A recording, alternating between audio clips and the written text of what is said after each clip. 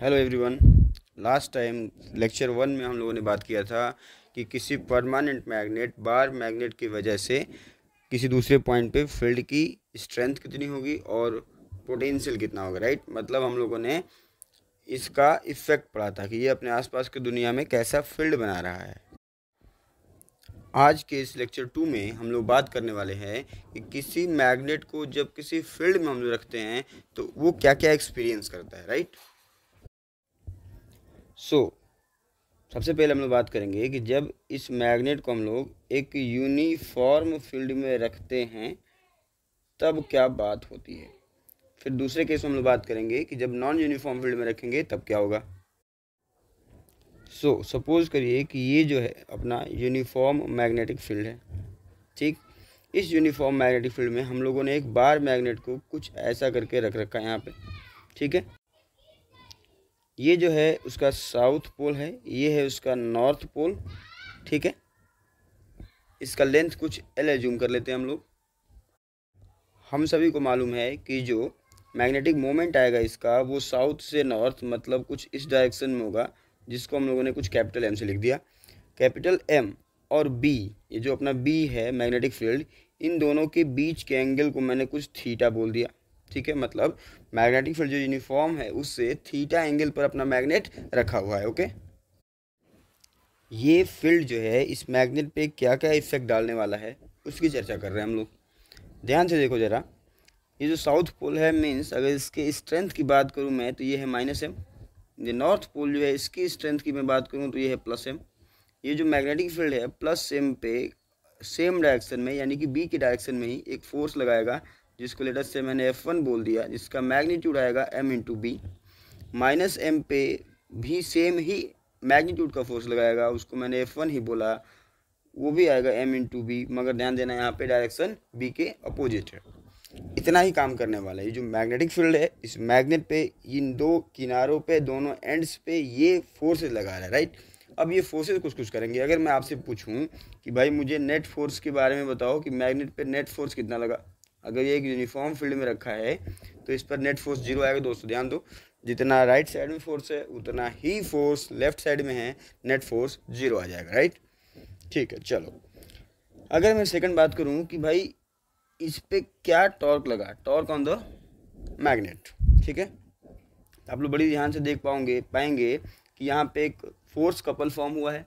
Force couple का movement यानी कि torque due to the couple हमें मालूम है बड़ी आराम से, कोई सा भी एक फोर्स का मैग्नीट्यूड इनटू इनके बीच का परपेंडिकुलर डिस्टेंस।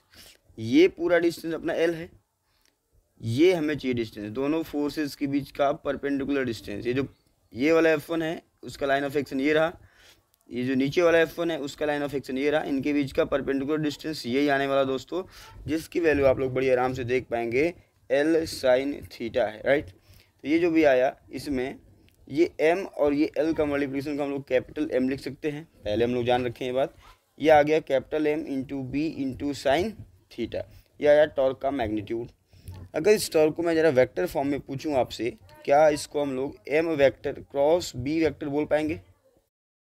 अब ये M क्रॉस B ही क्यों, B क्रॉस M क्यों नहीं? क्योंकि डायरेक्शन से देखेंगे दोस्तों हम लोग M क्रॉस B के तरफ ही ये टॉर्क आने वाला है। ध्यान से देखो, ये जो फोर्सेस लगे हैं दोनों साइड, जो फोर्स कपल बना है ये इस मैग्नेट को क्लॉकवाइज घुमाएगा दोस्तों।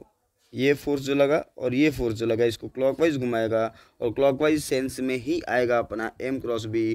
जो B क्रॉस M होगा वो एंटी क्लॉकवाइज में आ जाएगा, सो वो नहीं सही है। सही क्या है? M cross B। हम लोगों ने ऐसा इलेक्ट्रोस्टैटिक में भी पढ़ रखा है, एक डाइपोल पी वेक्टर को जब हम लोग एक इलेक्ट्रिक फील्ड ई वेक्टर में रखते हैं तो उसमें भी जो टॉर्क आता है दोस्तों वो पी क्रॉस ई ही आता है। राइट, नेक्स्ट हम लोग बात करते हैं कि इस डाइपोल को from position θ1 to position θ2 rotate करने में फील्ड ने कितना काम करा, साथ में ही एक्सटर्नल एजेंट ने भी कितना काम करा। ठीक है, सपोज करो इस डायरेक्शन में अपना मैग्नेटिक फील्ड B है, इस डायरेक्शन में कहीं अपना डाइपोल M रखा हुआ है। ठीक है, इस पे जो टॉर्क आने वाला है वो आने वाला है कुछ क्लॉकवाइज सेंस में, जो अभी हम लोगों ने निकाला है। ठीक, ये टॉर्क किसकी वजह से है? ये टॉर्क मैग्नेटिक फील्ड के द्वारा लगाए गए फोर्सेस की वजह से है। इस टॉर्क की जो वैल्यू आई है दोस्तों वो आई है M B into sine theta, और ये थीटा अपना वेरिएबल है। मीन्स ये जो टॉर्क है वो टॉर्क वेरिएबल है। टॉर्क वेरिएबल हो तो हम लोग वर्क डन इकट्ठे ना निकाल के किसी छोटे डिस्प्लेसमेंट डी थीटा में वर्क डन निकालेंगे, जिसको हम लोग डी डब्ल्यू बोल देंगे। तो डी डब्ल्यू की वैल्यू आ जाएगी दोस्तों tau vector dot D theta vector, right. इसकी वैल्यू आ जाएगी दोस्तों minus M into B sine theta D theta, right. अगर हमें वर्क निकालना होगा तो इस डी डब्ल्यू को ही हम लोग इंटीग्रेट करेंगे। फाइनली ये आ जाएगा अपना M into B cos theta 2 minus cos theta 1।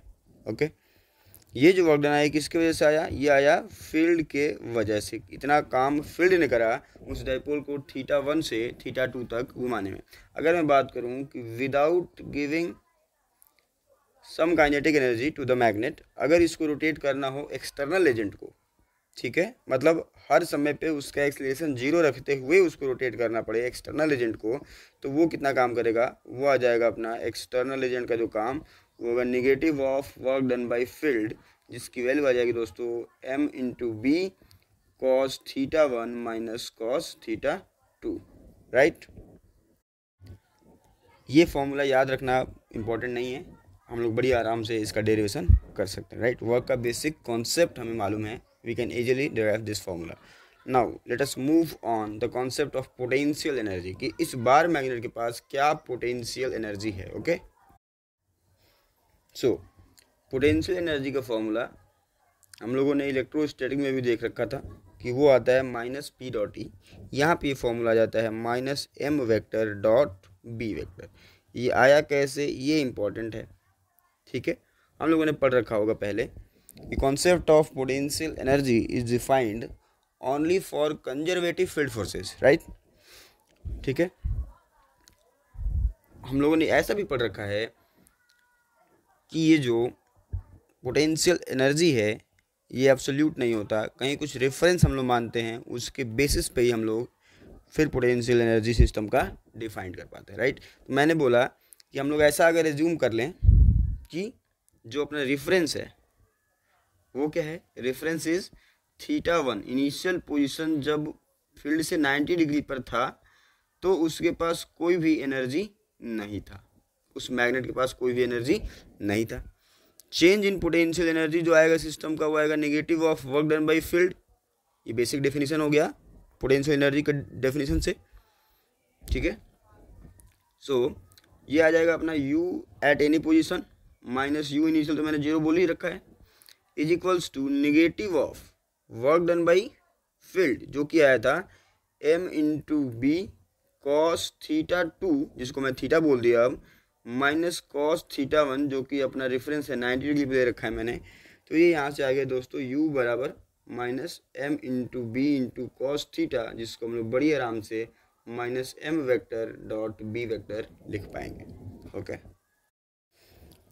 Now कुछ बेसिक बातों से अगर हम सोचें, हम लोगों ने पहले पढ़ रखा है कि जो कंजर्वेटिव फोर्स होता है वो होता है minus D U by D R. वैसे जो टॉर्क होगा वो हो जाएगा minus D U by D theta. हमें यहाँ पर u का वैल्यू मालूम चल चुका है, ठीक है। u क्या था अपना? u आया था अपना minus M into B into cos theta, ठीक है।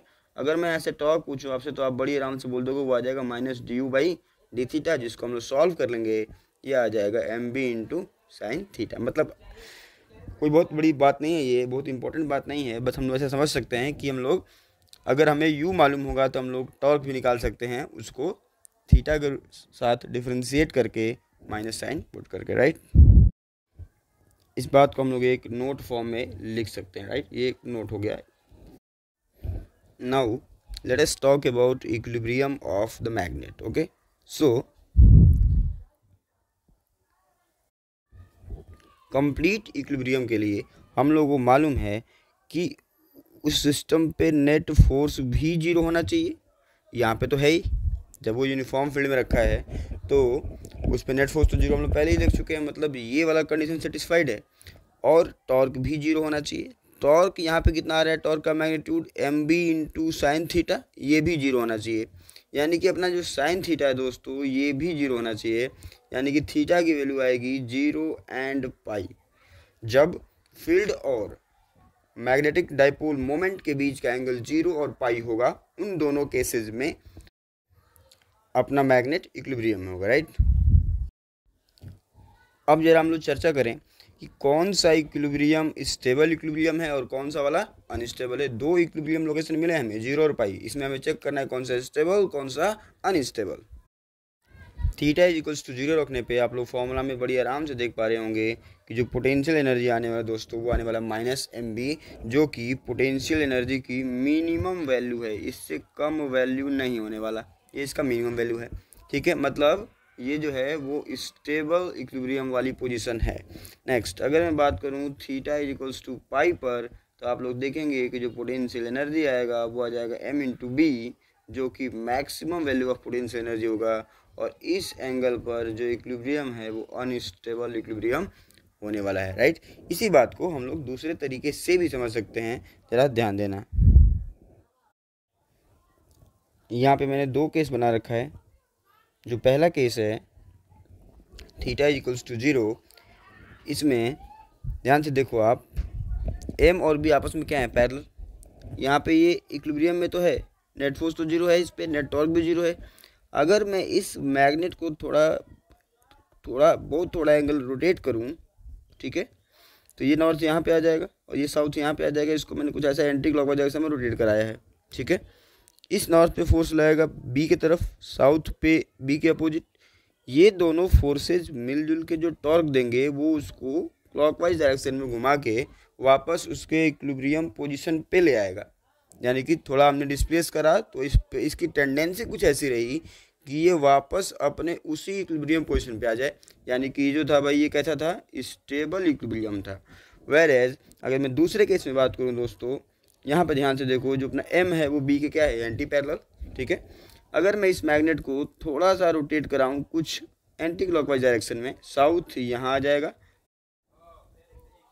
नॉर्थ यहाँ आ जाएगा। साउथ पे जो फोर्स लगेगा b के अपोजिट कहीं इधर लगने वाला है, नॉर्थ पे b की तरफ कहीं फोर्स इधर लगने वाला है, और ये दोनों फोर्सेज मिलके इस मैग्नेट को एंटी क्लॉकवाइज डायरेक्शन में ही घुमा देंगे। यानी इसके पास टेंडेंसी नहीं है अपने इक्विलिब्रियम पोजीशन पे आने के लिए। मतलब ये कौन सा है, अनस्टेबल इक्विलिब्रियम, राइट। ये बातें हम लोग समझ गए, right. Now let's talk about angular SHM of the magnet. हम लोगों ने टॉर्क का जो एक्सप्रेशन पढ़ा है दोस्तों, वो पढ़ा है m/b sin थीटा। सपोज करो मैग्नेट कहाँ है, अपने एक स्टेबल इक्विलिब्रियम पोजीशन यानी थीटा इज इक्वल टू 0 पे है, और वहाँ से जैसे ये अपना फील्ड है, अपना मैग्नेट कुछ ऐसे रखा है यहाँ ऐसा, ये अपना मैग्नेट है, ये उसका साउथ पोल, ये उसका नॉर्थ पोल। इस पर नेट फोर्स 0, नेट टॉर्क 0, ये यहाँ पे बड़ी आराम से इक्विलिब्रियम में है। हम लोगों ने इसको इसके सेंटर के अबाउट थोड़ा सा रोटेट कर दिया, बहुत ही कम एंगल थीटा। तो इस पर जो टॉर्क आने वाला है उस टॉर्क की वैल्यू मैंने लिख रखी है mb sin theta. As this theta is very small, तो इसको हम रिप्लेस कर सकते हैं साइन थीटा को थीटा से, तो ये आ जाएगा mb थीटा, ठीक है। मैंने इसमें जो एंगल इसको रोटेट कराया था वो था एंटी क्लॉकवाइज, जो टॉर्क आया था वो आया था क्लॉकवाइज। पहले के डिस्कशंस में हम लोग देख चुके हैं ये बात। तो यहाँ पे हम लोग एक माइनस साइन भी यूज़ कर सकते हैं, वेक्टर फॉर्म में लिख सकते हैं हम लोग, tau is equal to minus of m/b theta vector, right. Okay, now इस टाउ को हम लोग लिख सकते हैं कितना, i अल्फा, ठीक है। यह आ जाएगा माइनस m/b थीटा, यहाँ से अल्फा आ जाएगा अपना माइनस टाइम्स mb/i थीटा। इसको अगर हम लोग कंपेयर करें alpha is equals to minus omega square theta से, तो अपने को ओमेगा मिल जाएगा दोस्तों √mb/i। टाइम पीरियड जो आता है वो आता है 2π/ओमेगा, यानी 2π√i/m/b। ये हो गया टाइम पीरियड इस मैग्नेट के SHM के लिए। ओके, सो नेक्स्ट हम लोग बात करते हैं कि अगर इस मैग्नेट को हम लोग एक नॉन यूनिफॉर्म फील्ड में रखें तो क्या फोर्स लगने वाला है उस मैग्नेट पे। ओके, जब इसको हम लोग नॉन यूनिफॉर्म फील्ड में रखते हैं दोस्तों, तो मोस्टली एक ही टाइप का सवाल पूछता है कि find force on the magnet, और उस फोर्स की वैल्यू हम लोग बड़ी आराम से माइनस टाइम्स du/dr वाले फॉर्मूले से निकाल लेते हैं। ओके, ये फॉर्मूला ध्यान रखो, जब भी नॉन यूनिफॉर्म फील्ड दिखे ये फॉर्मूला अपने जहन में आ जाना चाहिए। ठीक है, जैसे सपोज करो एक क्वेश्चन कहता है कि अपने पास एक बार मैग्नेट यहाँ पे है, साउथ पोल इसका इधर, नॉर्थ पोल इधर, इसका जो मोमेंट है वो है m1। एक मैग्नेट और यहाँ पे, उसका साउथ इधर, नॉर्थ इधर, और इसका मैग्नेटिक मोमेंट m2 है। इन दोनों के सेंटर के बीच का जो डिस्टेंस है दोस्तों वो r दिया हुआ है। सवाल पूछता है कि if these are very short dipoles, short magnets, find force of interaction between them. इनके बीच में आपस में क्या फोर्स लग रहा है वो बताना है। हम सबको मालूम है वो फोर्स एक्शन रिएक्शन पेयर होने वाला है। जितना m1 m2 पे लगाएगा उतना ही फोर्स m2 भी m1 पे लगाएगा। ठीक है, तो मैं अभी जो कैलकुलेशन में करने वाला हूँ force on m2 due to m1। मैंने क्या किया, सबसे पहले कि इस m1 वाले मैग्नेट की वजह से m2 के लोकेशन पर मैग्नेटिक फील्ड लिख लिया, कितना आएगा b1। आप सबको एक्सियल पोजीशन पे फॉर्मूला तो मालूम ही है, μ0/4 पाई 2m, यहाँ पे m1 हो जाएगा अपॉन r⁻3। ओके, अगर मैं दूसरे वाले मैग्नेट का पोटेंशियल एनर्जी लिखूँ u, वो आ जाएगा माइनस m2 वेक्टर डॉट वहाँ पर का फील्ड जो कि b1 है। ठीक है, ये यहाँ से आ जाएगा माइनस m2 का मैग्नीट्यूड b1 का मैग्नीट्यूड इंटू कॉस ऑफ इन दोनों के बीच का एंगल। देखो दोस्तों, m2 जो है अपना साउथ से नॉर्थ इधर की तरफ है, b1 जो है अपना एक्सेल पोजीशन पे अलॉन्ग m1 ही होगा, जो मतलब इधर ही आएगा, यहाँ पे cos 0 आ जाएगा, ये आ जाएगा माइनस m2 इंटू b1। अब जो फोर्स निकालना है हमें वो आ जाएगा माइनस ऑफ du/dr। ठीक है, यहाँ पे ज़रा b1 की वैल्यू रख लें हम लोग अगर, तो ये आ जाएगा μ0/4 पाई 2m1 m2 अपॉन r⁻3, और ये माइनस तो है ही। अब इसको अगर हम लोग आर के रिस्पेक्ट में u को डिफ्रेंशिएट कर देंगे, माइनस साइन पुट कर देंगे, तो ये जो आंसर आने वाला है दोस्तों, ये आने वाला है μ0/4 pi 6m1 m2 upon r⁴ with a minus sign. ठीक है, मैग्नीट्यूड अपना इतना आया, माइनस साइन क्या बता रहा है, इन दोनों मैग्नेट्स के बीच में अट्रैक्शन होने वाला है, जो कि हम लोग बड़ी आराम से यहाँ भी देख पाएंगे। नॉर्थ और साउथ पोल एक दूसरे के पास पास में है, तो अट्रैक्शन तो होना ही था, मतलब निगेटिव आएगा फोर्स का नेचर। ठीक है, क्वेश्चन में जो ऑप्शंस रहते हैं कि मैग्नीट्यूड इतना आएगा और फोर्स कैसा होगा, अट्रैक्टिव या रिपल्सिव, तो अपने को क्या करना है, ये रहेगा magnitude, and because of this minus sign the force is of attractive in nature. Okay,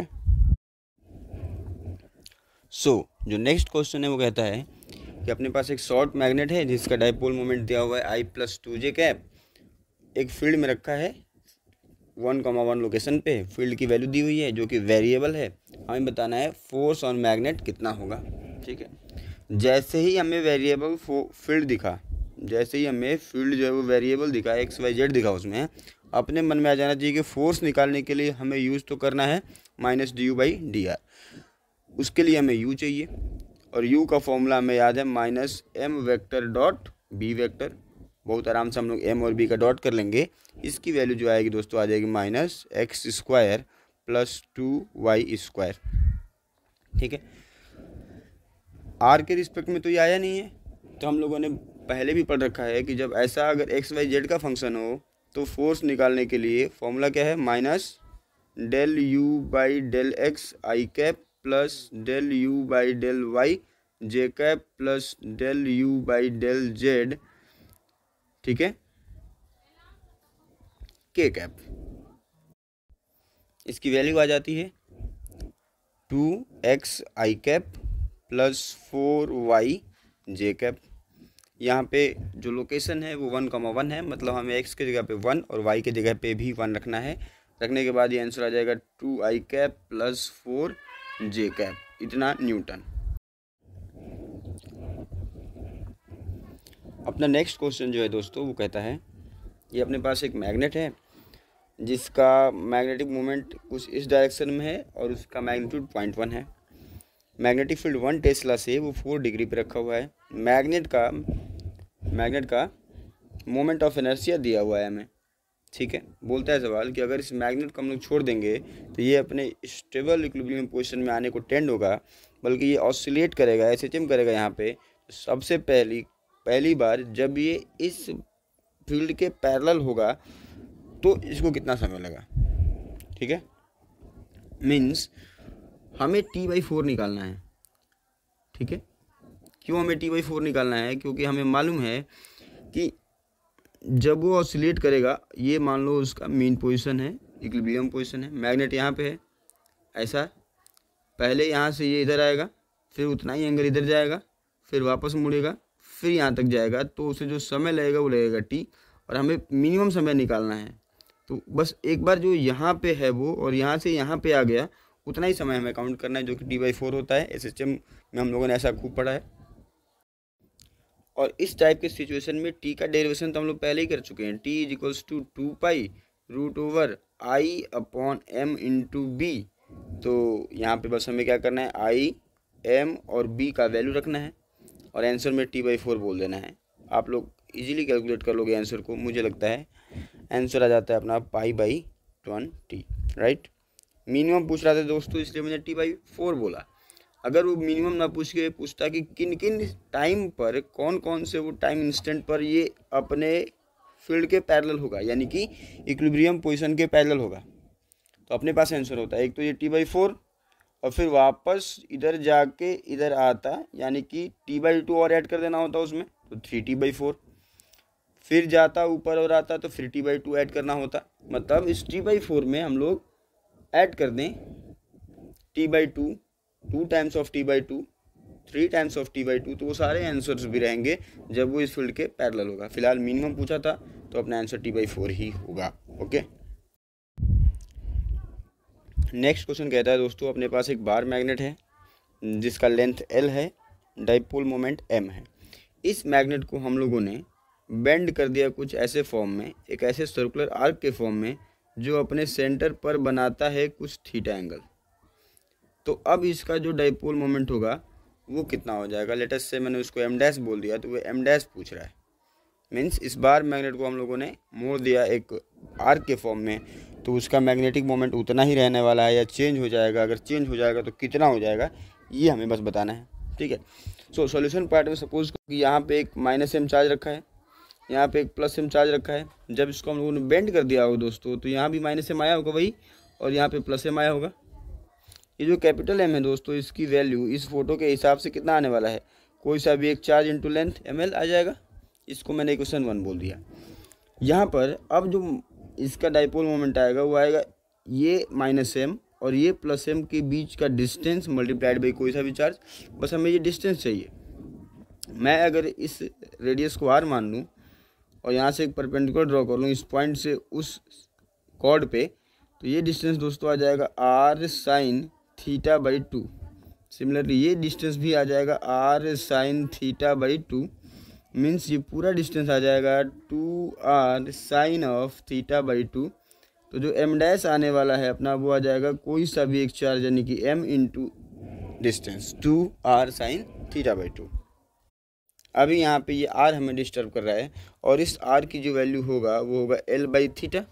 यहाँ पे रख देंगे तो जो अपना M' है वो आ जाएगा 2 times of m into r की जगह पे आ जाएगा L/θ इंटू साइन ऑफ θ/2, ठीक है। From equation 1 m into L के जगह पे हम लोग लिख पाएंगे कैपिटल M, तो ये आ जाएगा capital M sine of θ/2 divided by theta, और ये जो ऊपर 2 था वो नीचे आएगा तो /2 हो जाएगा, ठीक है। यही अपना आंसर है दोस्तों। ओके, अगर इसमें मैं थीटा को 0 टेंड कराऊँ, यानी कि इस आर्क सेगमेंट को स्ट्रेट एज्यूम करूँ, तो जब थीटा 0 टेंड करेगा तो साइन θ/2 डिवाइडेड बाई θ/2 की लिमिट 1 को टेंड करेगी, और ये वैल्यू कैपिटल M आ जाएगा, जो कि आना भी चाहिए। Hope you like the lecture. Next time I will be discussing field due to moving charge and force on moving charge when it is placed in another magnetic field, right? Thank you so much.